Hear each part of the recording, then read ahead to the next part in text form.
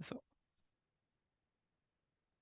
Donc aujourd'hui, on va parler d'infrastructures vertes, de solutions climatiques fondées sur la nature, puis on va vous présenter l'outil d'analyse coût-avantage qui a été développé pour faciliter la mise en œuvre des solutions climatiques basées sur la nature.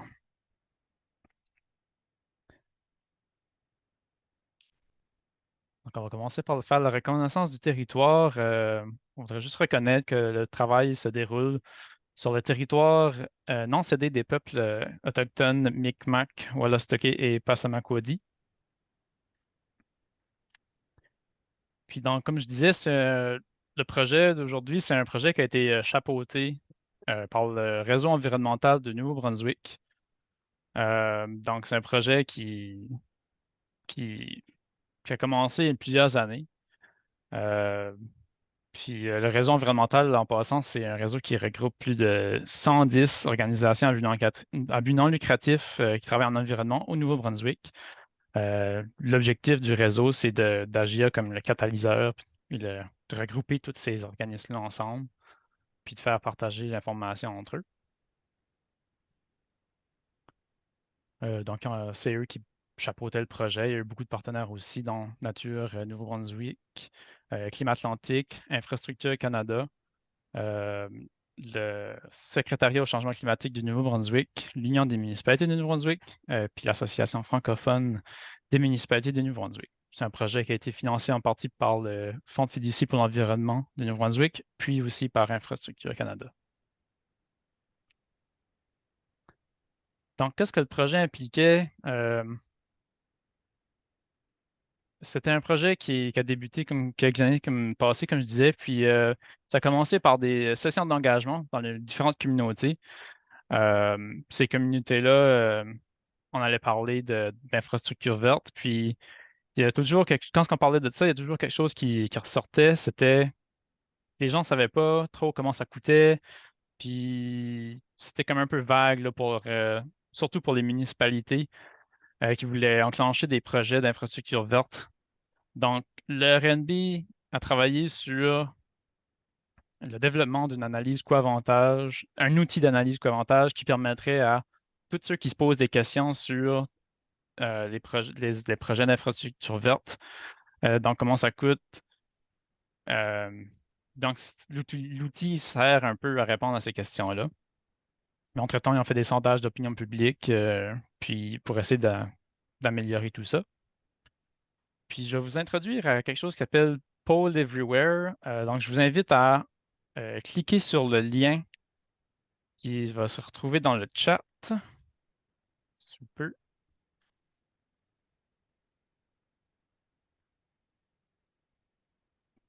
Donc, ça, c'est une application qui va nous permettre d'interagir. Moi, je vais afficher des questions là-dessus. Puis vous pourrez. Ah, le lien, ça n'a pas fonctionné, je pense. Vous allez le copier dans votre browser. Puis je vous invite aussi à vous présenter dans le chat, donc votre nom, pour qui vous travaillez, puis d'où vous venez.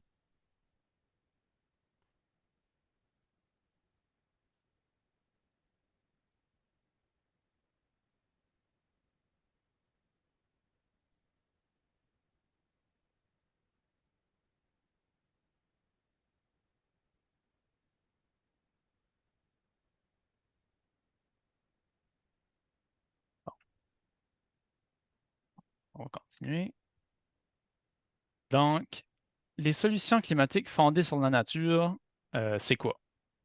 Donc, la définition de la Banque mondiale, c'est les solutions fondées sur la nature, c'est des actions visant à protéger, à gérer durablement ou à restaurer les écosystèmes naturels qui permettent de relever efficacement et de manière adaptative les défis de la société tels que le changement climatique, la santé humaine, la sécurité alimentaire et de l'eau, et la réduction des risques de catastrophes, tout en assurant le bien-être de l'homme et de la biodiversité. Les solutions fondées sur la nature, c'est une sous-catégorie des infrastructures vertes. Donc, ça fait partie de ce qu'on appelle les infrastructures vertes.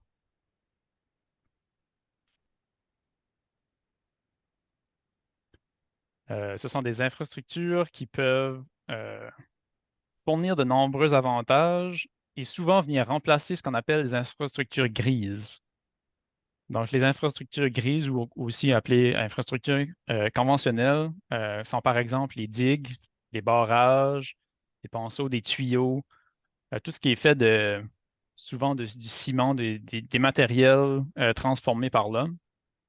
Donc, les infrastructures fondées sur la nature, c'est des infrastructures naturelles, mais qui vont servir les mêmes fonctions que les structures qu'on aurait construites de façon conventionnelle. Donc, on parle de parcs, des jardins de pluie, les rivages vivants. Donc, c'est plusieurs. C'est vraiment large comme catégorie. Il y a beaucoup de choses là-dedans. Puis, on va en parler un petit peu aujourd'hui, là. Je vous donne quelques exemples, là, mais il y en a beaucoup, là.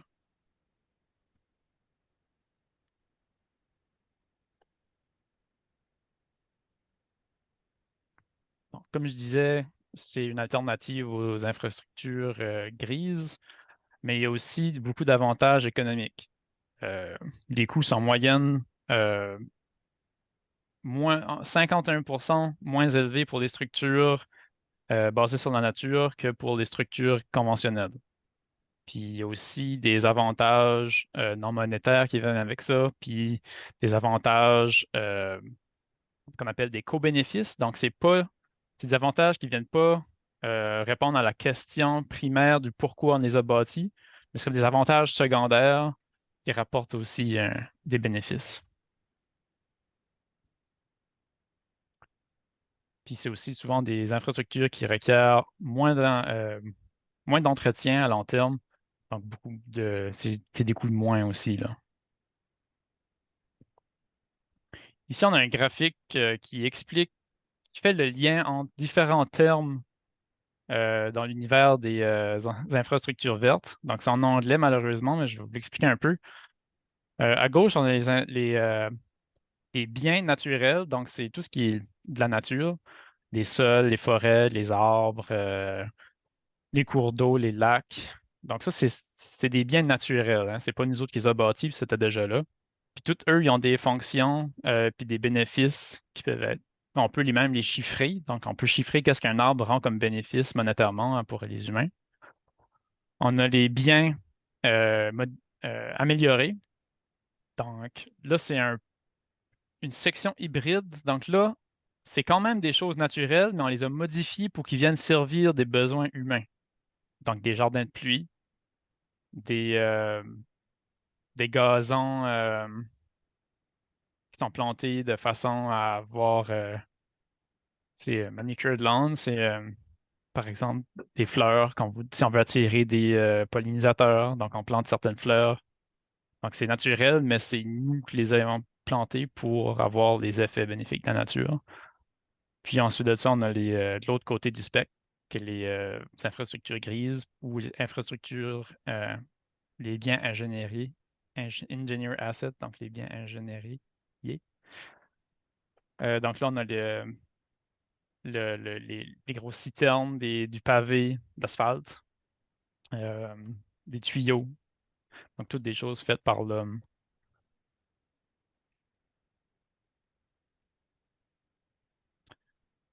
Donc, il existe une carte sur le site de Natural Infrastructure Nouveau-Brunswick. C'est une carte interactive, puis vous pouvez voir sur cette carte-là, tout- ben, pas tous les projets, mais c'est comme un inventaire des projets de solutions basées sur la nature. Donc, si vous cherchez des idées euh, de solutions basées sur la nature, vous allez sur cette carte-là.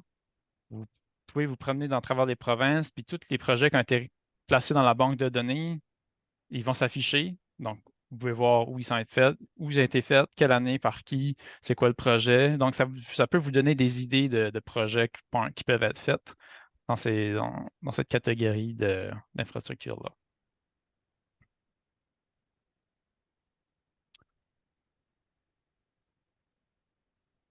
Au début, je vous ai parlé qu'il y avait un sondage qui avait été fait. Je vais vous présenter rapidement les résultats de ce sondage-là. Ça, c'est au niveau des infrastructures vertes et des changements climatiques, le sondage.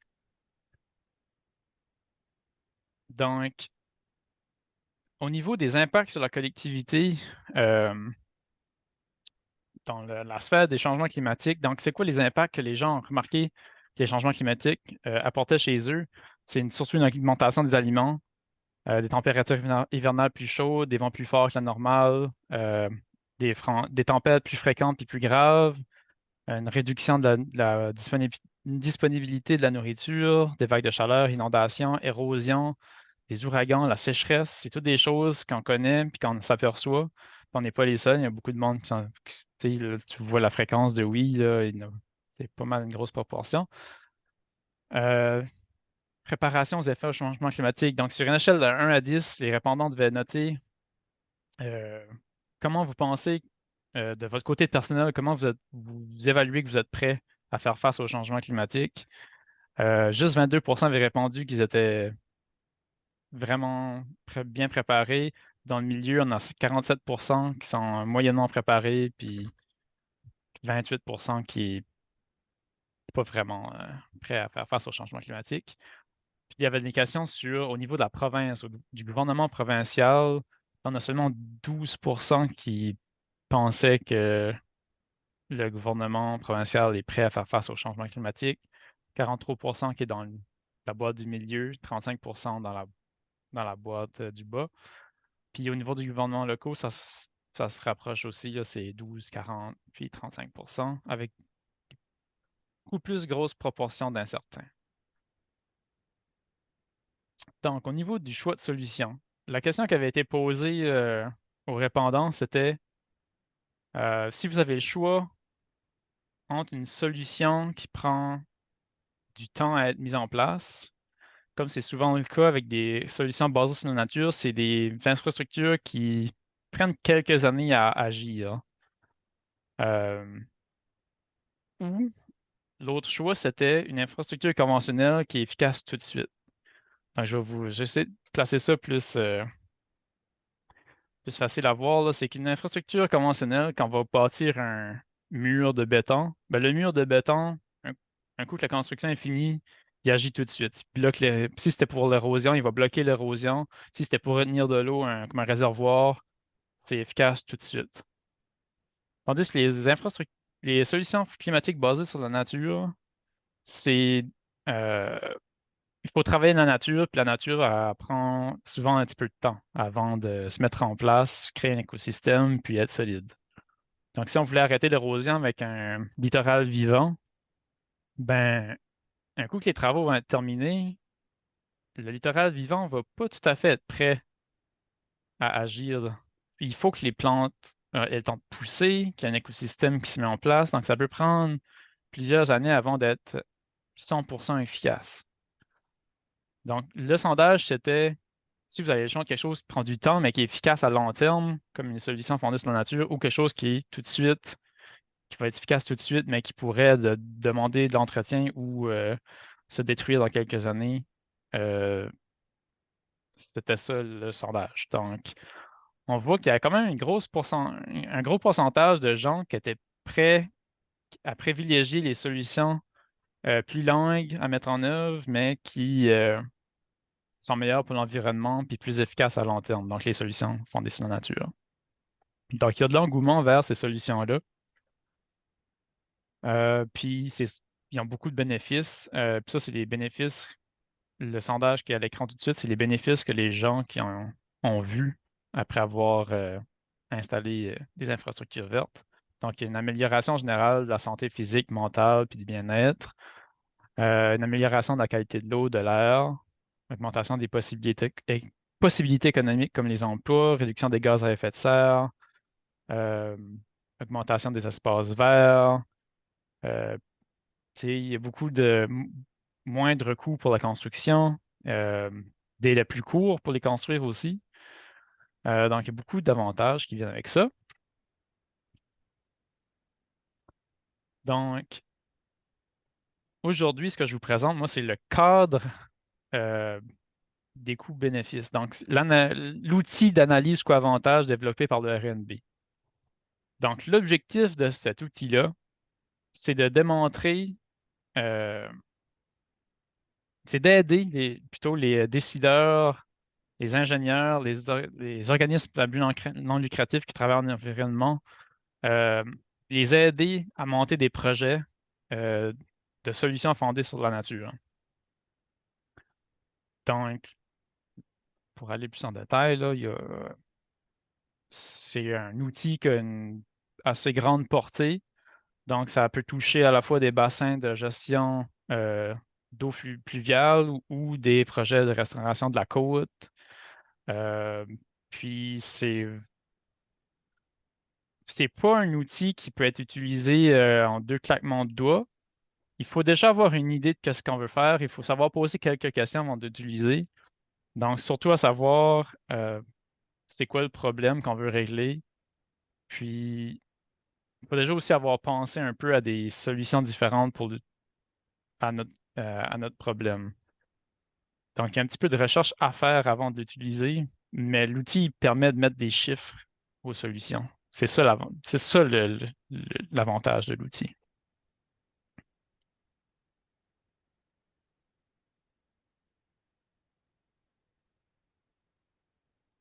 Là, je vous inviterai à aller sur le pôle, le lien que j'ai placé dans le chat au début, le pôle Everywhere, pôle EV. Puis je vais poser une question.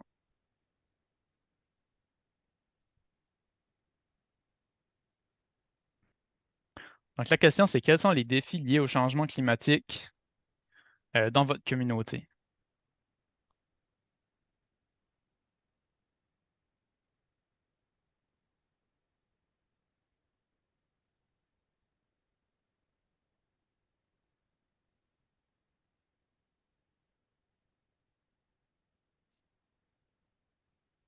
On va laisser un petit 2-3 minutes.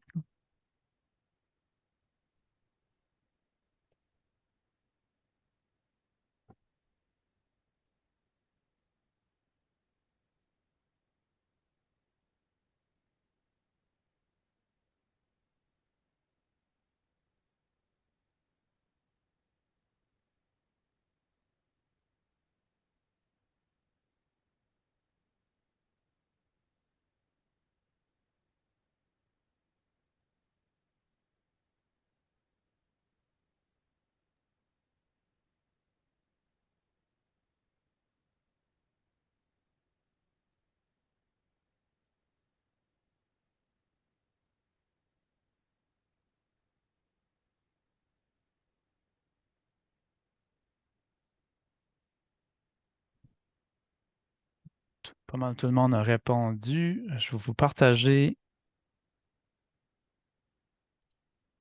les résultats.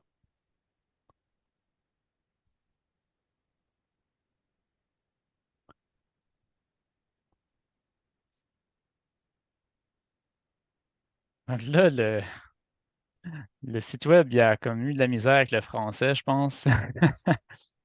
Mais ce qui ressort, on voit qu'il y a tempête, érosion, inondation, côtière. Ouf, c'est un petit peu dur à déchiffrer, là. Euh, canicule, financement, infrastructure, développement. C'est vraiment inondation, tempête et érosion qui se ressortent le plus, là.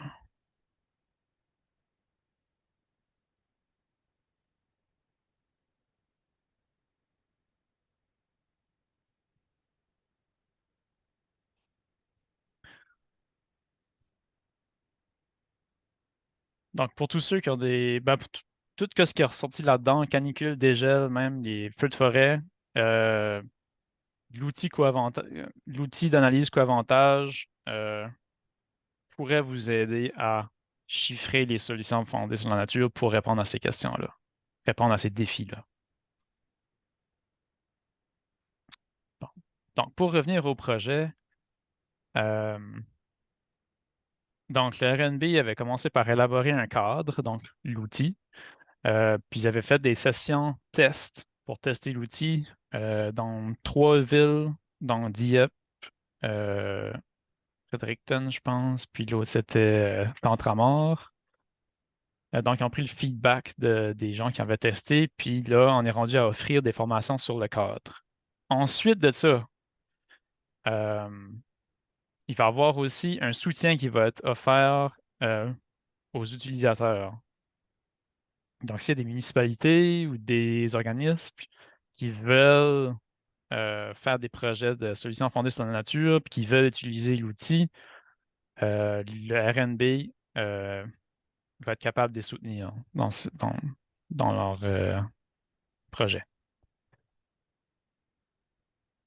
L'outil, il n'est pas complètement prêt. Ce que je vous présente aujourd'hui, c'est un peu une version, c'est encore la version test. Euh, L'objectif, c'est surtout de le faire savoir que ça existe, qui est là. Puis après la session d'aujourd'hui, on va prendre le feedback que vous allez nous donner pour essayer de l'améliorer encore plus, là. Donc, on continue de l'améliorer. Il n'est pas tout à fait prêt, mais il est assez prêt pour vous le montrer puis commencer à s'amuser avec, là. Donc, continuons. Euh, donc, c'est ça, ici, on a les étapes pour faire un projet. Donc, tu sais, l'étape numéro un, c'est quoi? C'est d'identifier c'est quoi le problème, puis la question qu'on veut résoudre. L'étape numéro deux, identifier les possibilités d'infrastructures basées sur la nature qui pourraient contribuer à répondre aux problèmes. Euh, donc là, il y a plusieurs options qui vont s'offrir à vous. Sélectionnez celles-là qui euh, sont les meilleures. Étape 3, estimer les coûts et les bénéfices. Donc là, il y a divers scénarios dans l'outil. Ce que je vous montre là, c'est juste comme, c'est pas l'outil, là, c'est vraiment juste des grosses lignes de ce qu'il y a dans l'outil. Donc, dans l'outil, il y a des bases de données de référence à divers projets qui ont été faits ailleurs dans le monde, les coûts que ces projets-là ont demandé. Euh, il y a aussi une façon d'évaluer les alternatives conventionnelles. Euh, L'outil, il va prendre en compte le taux d'actualisation, donc l'inflation. Il va vous créer un rapport coût-bénéfice, euh, puis il va évaluer le flux des coûts et des bénéfices dans le temps. Euh, donc, puis après ça, à la fin de l'étape 5, c'est de faire une analyse de sensitivité et de répartition. Donc, là, c'est moins dans l'outil, c'est plus de votre côté de considérer qui va assumer les coûts, euh, puis déterminer qui va en bénéficier, puis étudier les implications d'autres hypothèses. Donc, comme je disais, là, c'est un peu la même chose, là, mais c'est ce qu'il y a dans l'outil. Euh, bon, c'est une ancienne slide. Je pense que ça a été fait avant la présentation actuelle, là. C'est créer à l'avenir l'outil web interactif l'outil était sur un Excel avant, puis là, il a été fait une nouvelle version interactive sur le web, puis moi, c'est celle-là que je vais vous présenter. Donc, cette slide-là, on va la skipper. Donc là, on va prendre une petite pause parce que c'était beaucoup de contenu. Euh, Puis au retour de la pause, là, je vais vraiment vous présenter l'outil en tant que tel. Puis on va aller sur l'outil interactif, puis je vais le remplir un exemple fictif qui vous aidera à un peu comprendre comment ça fonctionne.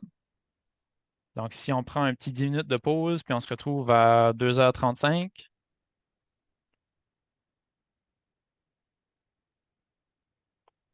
C'est bon.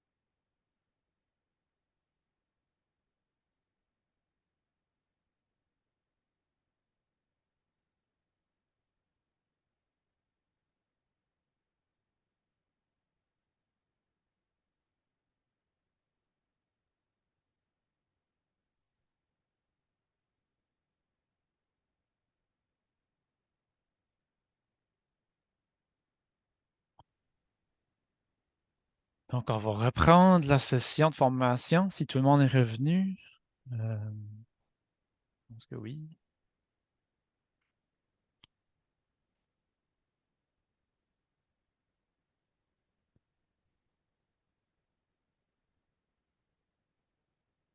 Bon. Donc, avant d'aller directement sur l'outil, j'ai une autre question sur le lien. Si vous voulez répondre, la question c'est quel problème lié au changement climatique pensez-vous essayer de résoudre avec les solutions fondées sur la nature? Donc là, placez juste des mots-clés pour éviter qu'on se retrouve avec quelque chose d'illisible comme la dernière fois. Donc là, juste un mot, vous pouvez en placer plusieurs fois, là.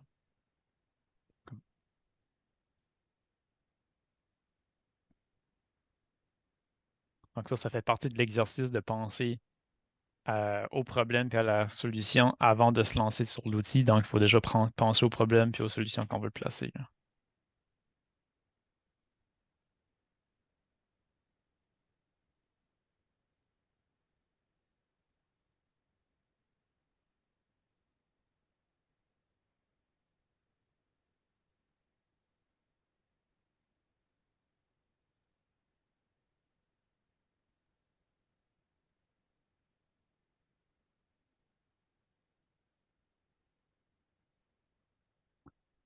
Bon, on a plusieurs réponses qui sont rentrées. Donc, ce qui ressort, c'est érosion, inondation, canicule, encore les inondations, les bassins de rétention, érosion. Ouais. Donc, c'est pas mal érosion qui ressort le plus. Réduction des îlots de chaleur. Donc, c'est intéressant. Merci d'avoir répondu. On va retourner à l'outil. Donc là, l'outil se trouve au lien qui est à l'écran. Donc, c'est naturalinfrastructurenb.ca. Donc, on va aller sur le lien.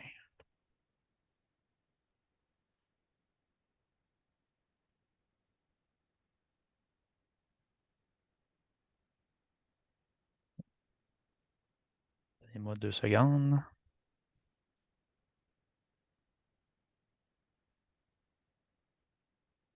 Là. Pouvez-vous confirmer que vous voyez bien mon écran sur le site de Natural Infrastructure? Parfait, merci.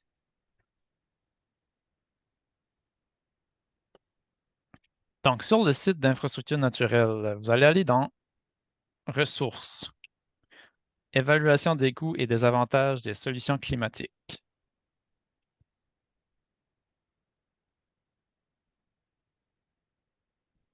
Donc là, rapidement, c'est juste l'aperçu. Vous avez accès à une feuille de travail pour vous préparer avant. Donc, c'est la feuille de travail, il y a juste 3-4 questions. C'est juste c'est quoi le problème, quelle solution vous aimeriez placer, c'est quoi l'horizon du projet, combien d'années, etc.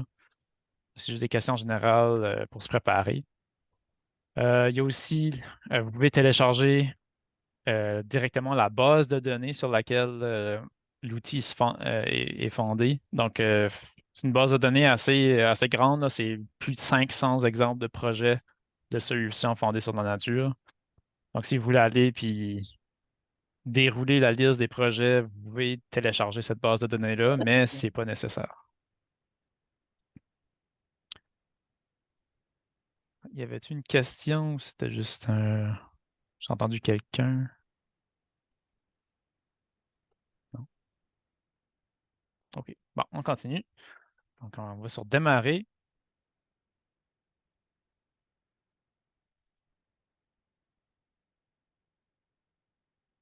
Je vois dans le chat qu'il y a quelqu'un qui a demandé si on avait accès au site web. Oui, le site web est public. Si vous avez le lien, prenez-le en note. Vous pourrez l'ouvrir sur votre browser Internet, navigateur Internet.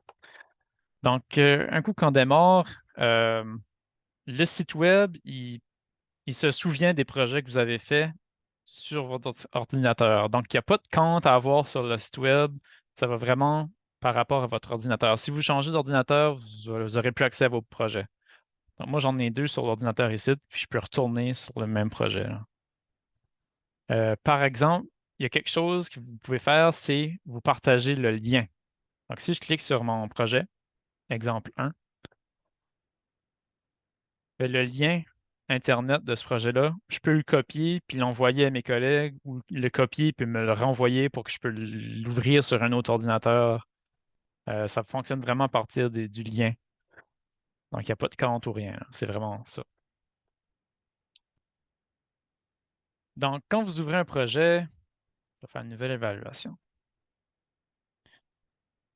Ça vous sort une petite chose comme ça, vous commencez l'évaluation. Donc, ça va vous demander de donner un titre au projet pour vos notes personnelles puis une petite description du projet. Moi, c'est juste un exemple. On va écrire exemple 1. Ah oui, je vais partager le lien dans le chat. Bonne idée. Je vais faire ça tout de suite avant de commencer. Comme ça, s'il y en a qui veulent faire remplir le formulaire en même temps, vous pourrez le faire.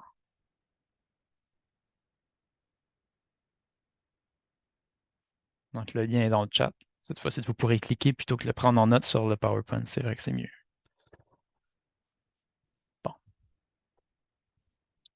Exemple 1, c'est juste un exemple. Donc, ah oui. Je vais vous faire une petite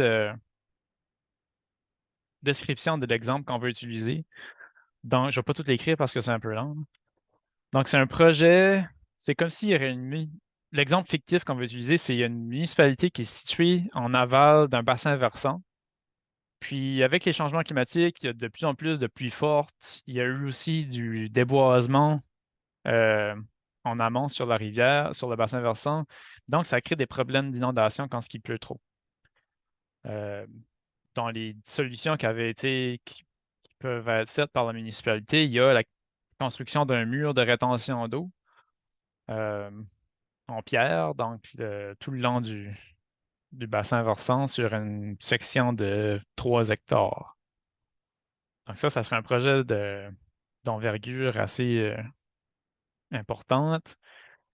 Euh, Puis il y a une alternative qui a été choisie, une alternative fondée sur la nature, qui est la création d'un marais.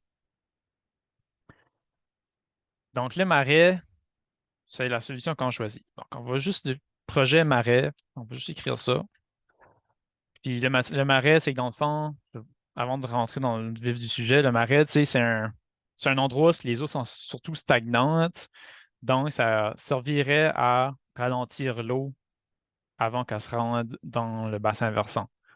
Donc, le projet en tant que tel, ça serait de restaurer euh, une zone qui a été déboisée sous forme de marais, un marais qui pourrait retenir potentiellement jusqu'à plusieurs centaines de mètres cubes d'eau. S'il y a une grosse pluie qui se déverse d'un coup, le marais va se remplir, puis là, il va se déverser beaucoup plus lentement dans le bassin versant plutôt que si ça serait juste un terrain déboisé. Donc, si on commence le projet, la première chose qu'on a besoin de remplir après qu'on a écrit notre petite description, c'est le taux d'actualisation. Ça, c'est un peu semblable à le taux d'inflation. Donc là, s'il y a des choses comme ça qui est compliqué, vous ne savez pas trop c'est quoi, il y a toujours l'option de point d'exclamation. Donc là, ça nous dit c'est quoi. Puis ça nous propose un taux euh, par le Conseil du Trésor du Canada, c'est soit 7% ou 3%. Donc, nous autres, on va prendre le taux public de 3% pour notre projet. Paramètre temporel, ça, c'est sur combien d'années notre projet va fonctionner. Donc, nous autres, on va mettre 50 ans parce qu'on va évaluer que notre marais va être efficace pour 50 ans ou, tu sais, c'est juste un exemple, mais si vous faites, par exemple, une côte vivante, un rivage vivant, vous évaluez sur combien d'années votre projet a la chance de vivre. Ça va peut-être être une quinzaine d'années, une dizaine d'années, donc vous placez le paramètre temporel de votre choix sur l'outil. Bon. Ici, on a un tableau qui nous présente les catégories de solutions climatiques basées sur la nature. Donc, il y en a 5. C'est les 5 grandes catégories qui sont les recharges dunaires, recharge en sable, restauration de dunes, restauration des récifs d'huîtres, restauration des herbiers, des prairies diostères, la restauration des marais et des marécages salés, puis la création d'étangs de rétention d'eau pluviale naturalisée. Ensuite de ça, il y a comment ces grandes catégories-là aident à répondre aux problèmes, puis c'est quoi exactement les problèmes qui s'adressent. Donc, pour notre projet, nous autres, on veut retenir de l'eau. Il y a vraiment deux options, c'est restauration des marais ou faire des étangs de rétention d'eau fluviale. Mais nous autres, on veut vraiment faire un marais parce que ça apporte aussi d'autres avantages qu'on va énumérer plus tard. Donc, nous autres, on va choisir cette catégorie-là. Ensuite, il faut définir les avantages prévus. Donc là, notre projet, il va apporter quoi d'autre qu'un marais? Ben, il va apporter très probablement euh, une augmentation de la biodiversité. Donc, on va cocher ça. On va aussi choisir amélioration de la qualité de l'eau, loisirs et tourisme, dans le sens qu'il pourrait avoir des activités touristiques ou culturelles, de loisirs, soit de la pêche ou etc., qui peut se faire dans les eaux du marais, parce qu'il peut y avoir beaucoup de poissons qui se fait dans le marais, etc. Donc, ça découle un peu de la biodiversité accrue. Risque d'inondation à l'intérieur des terres. Protection contre les inondations. Donc, 1, 2, 3, 4, il me manque un, qui est la séquestration du carbone. Ici. Donc ça serait les 5 grands avantages que notre projet apporterait. Là, vous pouvez ajouter des avantages. Vous pouvez ajouter aussi des sous-avantages si vous en avez identifié. Si plus tard dans l'outil, faudra les quantifier. Donc là, déjà, d'avoir de biodiversité, par exemple, il faudra déjà le quantifier. Si j'en ajoute un sous-avantage de biodiversité, par exemple, telle espèce de poisson qui a une bonne valeur de pêche récréative, mais il faudra le quantifier plus tard, mais c'est le même procédé, donc je ne le ferai pas tout de suite parce que c'est le même procédé que juste quantifier biodiversité. Bon. À chaque fois que vous passez la page, il y a tout le temps un gros tableau qui se présente à vous. Donc, c'est un peu, c'est des valeurs moyennes que les services écosystémiques. Les services, je vais commencer par définir un service écosystémique parce que c'est peut-être pas tout le monde qui sait c'est quoi. Donc, les solutions climatiques vont fonder sur la nature. Ils apportent des co-bénéfices. Comme j'avais mentionné plus tôt dans ma présentation, les co-bénéfices sont sous forme de services écosystémiques. Ça, c'est des services que la nature nous rend, qu'on n'a pas besoin de bâtir quelque chose pour remplir la même fonction. Donc, par exemple, ici, le milieu humide et marais salés, ben, la fonction d'amélioration du stockage de l'eau puis de recharge de la nappe phréatique est évaluée à 3 400 par acre par an. Donc, s'il fallait construire une infrastructure humaine pour remplir la même fonction de stockage d'eau, ben, ça nous coûterait ça par année. Donc là, si on crée un marais, ben, c'est comme des dépenses qu'on n'aura pas besoin de faire sur une infrastructure euh, conventionnelle. Donc, ouais. la, la plupart des catégories de bénéfices qui sont liées aux services, aux solutions climatiques fondées sur la nature, c'est pas des bénéfices que de l'argent qui rentre dans votre poche, c'est de l'argent que vous n'aurez pas besoin de dépenser. Donc, c'est peut-être une petite nuance importante à faire. Euh, ouais, donc on va continuer. Il y a quelqu'un d'autre qui veut rentrer. Donnez-moi 2 secondes. Quelqu'un d'autre qui rentre dans le Zoom. Bon, parfait. OK. Donc, c'est ça. Les tableaux, c'est toujours des valeurs moyennes, mais vous allez pouvoir aller plus en détail, puis peut-être pas avoir besoin d'utiliser des valeurs moyennes. Parce que dans la base de données, il y a peut-être des exemples qui s'appliquent mieux à votre projet. Donc, des exemples vraiment similaires que vous allez pouvoir aller chercher des valeurs beaucoup plus spécifiques plutôt que prendre des moyennes. Donc, par exemple, si on va sur biodiversité, ici, vous avez 2 choix. Écrire une valeur adaptée à notre situation qu'on aurait peut-être pris d'un projet qu'on connaît déjà ou une moyenne qui était dans le tableau. Donc, je pourrais l'écrire ou je peux aller utiliser une valeur unitaire correspondant à un projet semblable qui figure dans la base de données. Donc là, ça nous rouvre d'autres tableaux. Puis là, vous avez plein de projets de restauration de marais qui ont apporté de la biodiversité de plus. Donc là, vous pouvez voir celui-là, tu sais, par exemple, il faut lire les détails des projets pour savoir lesquels qui se rapprochent le plus d'une autre. Donc, c'est vraiment, faut vraiment les lire là, pour aller chercher lequel qui se rapproche le plus. Donc, nous autres, dans le cas de notre projet, il n'y en avait pas vraiment qui se rapportaient, qui s'apparentaient à notre projet. Donc, nous autres, on va aller chercher la moyenne. On va juste l'écrire ici.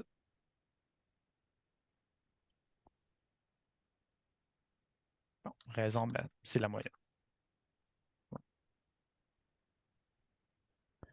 Ensuite de ça, quand vous avez inscrit la valeur, il faut placer la valeur sur, parce que là, c'est des dollars par hectare.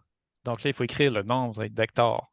Donc, notre projet, nous autres, on restaurerait 110 hectares de marais. Donc là, voyez-vous, il y a déjà un calcul préliminaire qui s'est fait.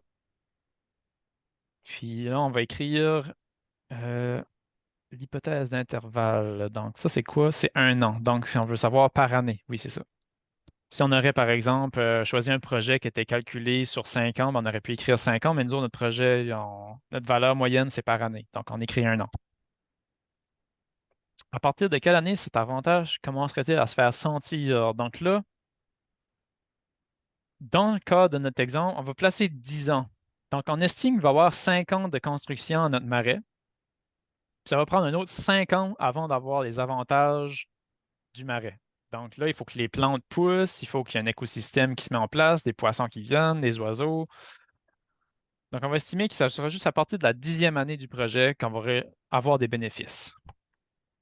Puis la dernière année, ça va être dans 50 ans, à la fin du projet qu'on a. Donc, c'est les 50 ans qu'on a choisi. C'est un montant identique chaque année, donc il rapporte à peu près la même chose chaque année.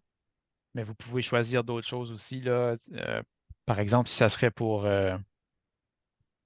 surtout dans des dépenses, des fois, on va avoir un projet, mettons, sur 5 ans. La première année, ça va être 50% des dépenses vont être la première année, 25% la deuxième. Donc, on pourrait l'étaler sous forme de pourcentage sur plusieurs années. Mais nous, on va le mettre identique chaque année. Donc, parce que là, on n'est pas encore dans les dépenses, on est juste dans les avantages prévus. Donc, les avantages ne devraient pas trop fluctuer au cours des années, un coup que le projet est vraiment, le marais est vraiment bien établi. Donc, suivant. Euh, donc là, on continue. Le deuxième avantage, c'était la qualité de l'eau. Donc là, vous remarquerez peut-être qu'il y a de l'onglet qui s'est placé dans notre projet en français. C'est parce que l'outil n'est pas complètement terminé.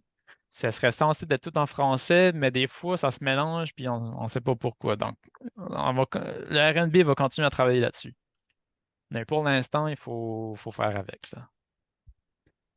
Donc, site qualité de l'eau, on va aller voir les projets similaires. Puis nous autres, c'est lui ici qui nous fait le plus, qui est le plus similaire à notre projet. Donc à 7448 par acre par année. Donc on va choisir ça. On va encore écrire combien d'hectares la 10e année. Là, maintenant, on fait aussi le troisième avantage qui est le récréo-touristique.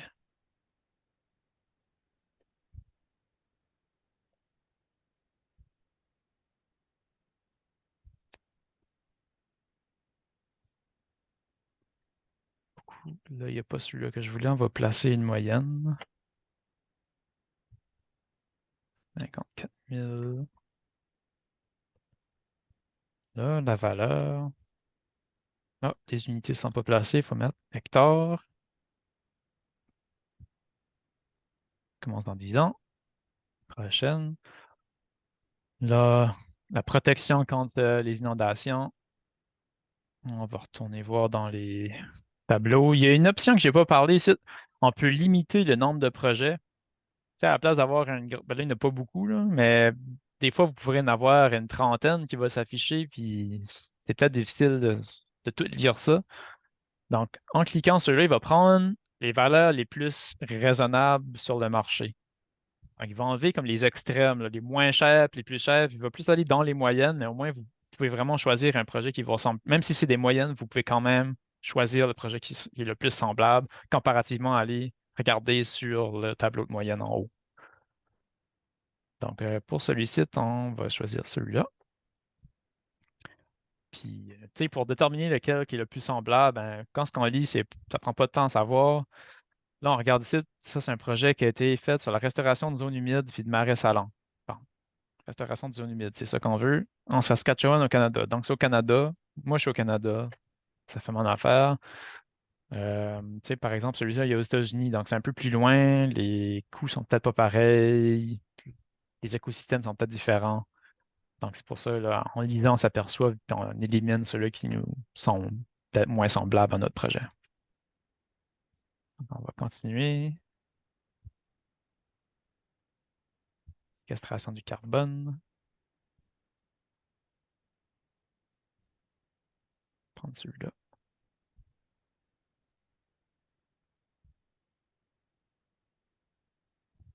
Bon. Là, on est rendu à la prochaine étape, qui est de comparer avec les infrastructures conventionnelles qu'on aura évitées avec notre projet de solution climatique fondé sur la nature. Dans notre cas, c'était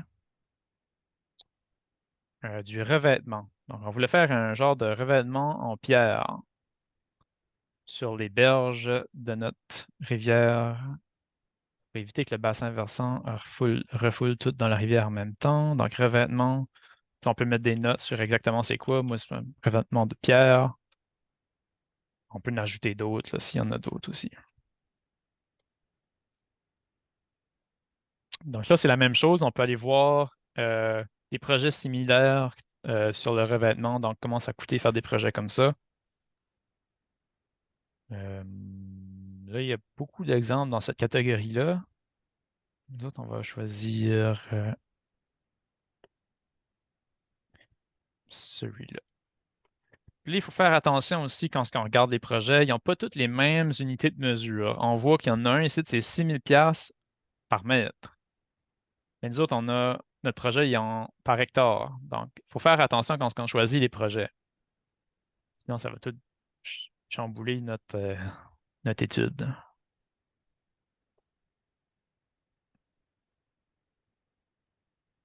Je vais juste aller retourner voir. J'ai peut-être pas pris le banc ici.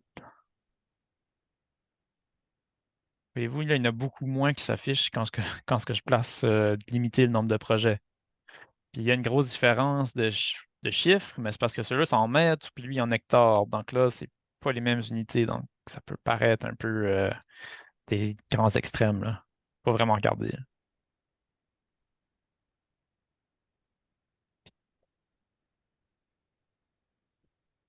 Moi, j'en cherche un spécifique, là, puis je le trouve pas. Ah, c'était lui-ci. Parfait. Puis là, si on aurait placé du revêtement, ça n'aurait pas été sur 103 hectares comme notre marais. Ça aurait peut-être été sur quelque chose de plus, une plus petite surface. Donc, dans notre exemple, c'était 4,5 hectares de revêtement plutôt que 110. Puis là, les coûts commencent la première année, puis ils arrêtent à la 5e année. Donc là, on ne met pas 50 ans, on met 5 ans. Parce que là, c'est des travaux de construction. Là. On parle de la structure conventionnelle. Puis là, puisque c'est un projet de construction, les coûts ne vont pas être pareils toutes les années. Donc, on va choisir montant total réparti annuellement sous forme de pourcentage. Il y a aussi d'autres exemples, là, mais pour notre exemple, on prend celui-là. Donc, nous, ça nous coûterait 50 de nos coûts serait la première année, 25 la deuxième, 15, 5 et 5.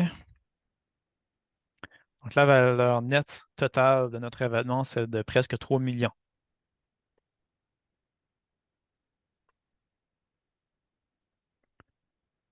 Mhm. Donc, là, on est rendu au coût. Tout à l'heure, on a listé les avantages de notre solution fondée sur la nature, puis là, on est rendu à écrire les coûts. Donc, il va y avoir des coûts d'immobilisation, des coûts de fonctionnement et d'entretien, puis des coûts de renonciation.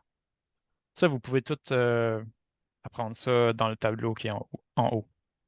Donc, savoir qu'est-ce qui est dans quelle catégorie, là, c'est écrit là.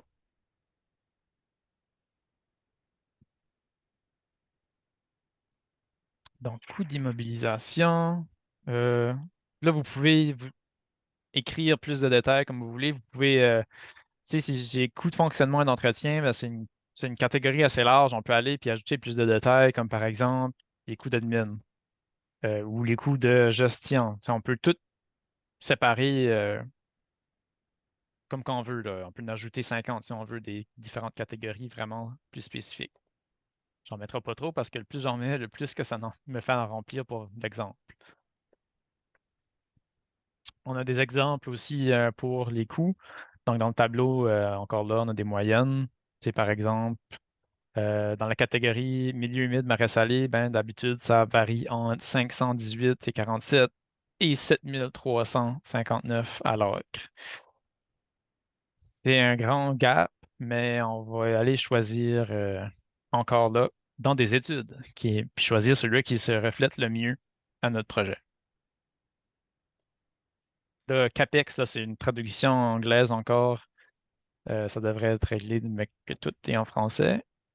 Mais CAPEX, donc, dans le fond, là, on est tout de suite, c'est la catégorie dépenses d'immobilisation, donc les coûts de construction, là. Donc, nous autres, notre projet qui se rapporte le plus similaire, c'est celui-ci. Donc, j'ai choisi mon projet le plus similaire. Là, voyez-vous, il y en a beaucoup des exemples. Bon, taille du projet, 110 acres. Donc, nous autres, on a fait placer que notre projet prendrait 5 ans à faire. Donc là, comme ça. On va encore placer les pourcentages parce que là, on a la construction de notre marais. Donc, on estime que ça serait 30 de notre dépense la première année, 25, 20, 15, 10. Prochain. Donc là, c'est les coûts d'administration. Là encore, il y a des études, là. Il y en a un peu moins que tantôt, mais il y a quand même des chiffres. Donc, ça se rapporte assez bien à notre projet. 70 acres. Euh, Puis là, l'administration, c'est pas la même chose. Là, on continue sur le 50 ans.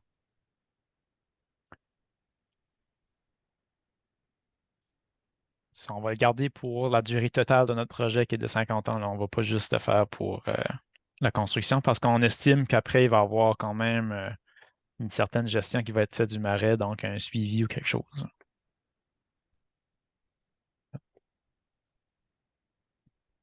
Gestion. On peut mettre celle-là. 110.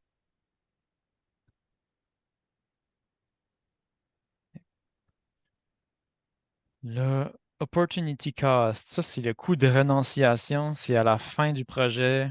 euh, Comment ça va coûter de terminer le projet. Donc, tu sais, les transferts de propriété et des choses comme ça. On va aller voir. On va prendre celui-là. Non, celui-là. 10.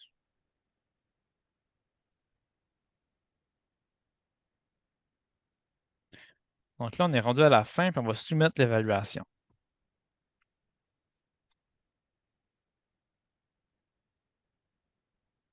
Bon.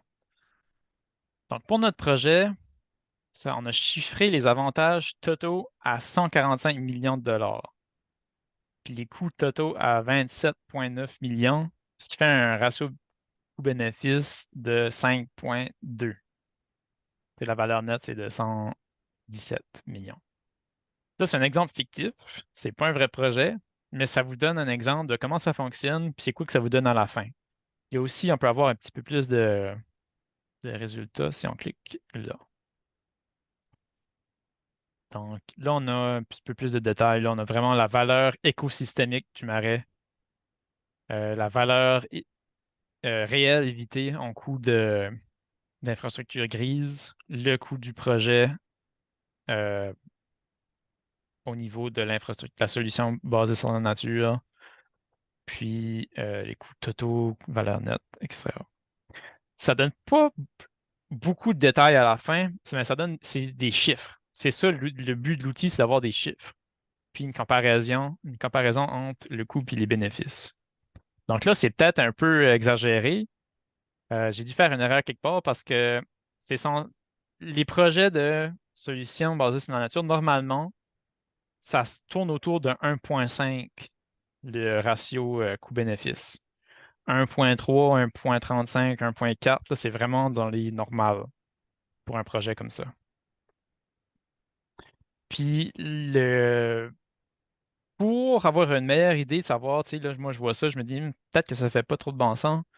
Le RNB conseille de remplir le formulaire environ 3 fois. Tu sais, re-remplissez tout le temps avec vos données de projet, puis faites la moyenne des 3 fois ensemble, puis là, vous aurez une meilleure idée plus exacte de votre projet, des coûts de votre projet. Donc, c'était ça l'outil. Euh, Si vous avez des questions, c'est le temps.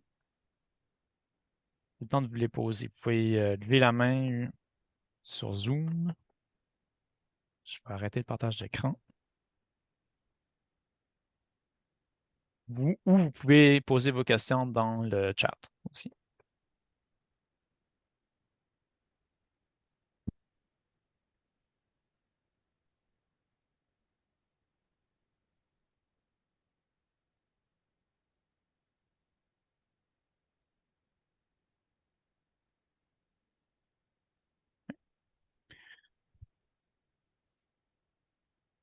C'est un outil qui peut être intéressant, juste pour continuer sur le commentaire qui a été laissé, que c'est un outil intéressant. Ça peut être intéressant dans le sens que si vous en avez une idée qui vous passe par la tête en tant que gestionnaire municipal, mais on n'a aucune idée de c'est quoi les coûts associés à un projet comme ça, on peut aller remplir le formulaire au mieux de nos capacités. Ça va nous donner une petite idée de c'est quoi que ça représente. C'est, tu sais, c'est pas une étude approfondie, c'est juste pour se donner une idée avant d'aller dans un projet. Je vais commencer par la main levée avec Gilles. Tu peux poser ta question. Oui, c'est ça. Salut Frédéric. Euh, c'est ça, j'avais juste une question sur le site web. Est-ce qu'il faut s'enregistrer, login, faire un compte, puis est-ce qu'on peut sauvegarder nos projets? Il n'y a pas de compte, c'est vraiment euh, quand tu fais un nouveau projet, ça crée un lien. Il faut que tu gardes ce lien-là. Euh, Tant que tu es sur le même ordinateur puis tu reviens tout le temps sur le site, tous tes projets restent là. Ça va avec ton ordi, vraiment, hein. Mais tu peux partager le lien puis envoyer tes projets à d'autres personnes à partir du lien. OK, super. Ou si Merci. tu changes d'ordinateur, ben assure-toi de garder ton lien, tu as le copier-coller quelque part, t'envoyer par courriel. Comme ça, tu es sûr de garder tes projets. OK. Tu as mentionné aussi que l'outil n'était pas encore à 100% terminé, là. Est-ce qu'on Exactement. a une timeline là-dessus, puis va-t-il y avoir un autre petit webinaire pour nous montrer ça? J'ai pas de réponse à cette question-là, malheureusement. Euh, mais d'après moi, ça devrait. Parce que la RNB s'est engagé de soutenir tous ceux qui voulaient continuer avec l'outil, là, utiliser l'outil ou faire des projets de solutions basées sur la nature. All right, merci. Ça fait plaisir. Il y a une question dans le chat. Comment les données provenant des études semblables ont-elles été compilées? Euh, la façon la plus facile de répondre à ça, vous pouvez aller voir directement sur le site d'infrastructure NB puis télécharger la base de données. Euh, Tout va être là. Puis au début, l'outil, avant d'être sur le web puis être simple comme ça, il fallait vraiment aller sur la base de données, euh, mettre des filtres sur Excel jusqu'à temps qu'on a les réponses à nos questions. Donc, tu filtrais de plus en plus jusqu'à temps qu'il reste presque plus d'études puis que tu as des chiffres qui te valent mieux. Donc, je ne sais pas vraiment comment répondre à la question, mais c'est vraiment ça a été une étude qui a été. Le RNB a fait une étude conjointement avec Green Analytics. Donc, eux, c'est eux qui ont fait la compilation de toutes ces bases de données-là ensemble. Puis, il y a un rapport qui est disponible encore une fois sur le site de Infrastructure NB, en plus de la base de données elle-même. Donc, une autre question de Stéphanie. Est-ce que l'outil continuera d'être développé pour inclure d'autres types de solutions fondées sur la nature? Oui. Le RNB va continuer d'ajouter plus d'éléments dans la base de données. C'est sûr que tout de suite, il y a des catégories qui sont beaucoup plus complètes que d'autres. Euh, donc, ils vont travailler à remplir toutes les catégories puis à ajouter des projets tout le temps, là. Une question sur le coût unitaire. Les coûts unitaires des projets datent parfois de 10 ou 15 ans. Devons-nous actualiser les coûts unitaires avant d'utiliser? Non, ça se fait automatiquement dans l'outil. Au début de tout, on avait mis un 3% de taux d'actualisation. Donc, c'est pris en compte par l'outil, la différence entre l'ancienneté des études puis aujourd'hui. Ben, il y a aussi une autre question. C'est tout. Je vois pas d'autres mains levées.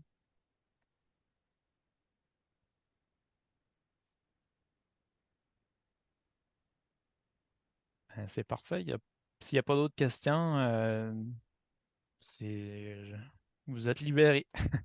Il n'y a pas d'autres. Vous pouvez rester après pour poser plus de questions. Je vous invite à faire des essais aussi avec l'outil chez vous. Puis si vous avez des questions, envoyez un courriel, puis je vous transférerai au RNB ou vous pouvez envoyer directement un courriel au RNB pour des questions.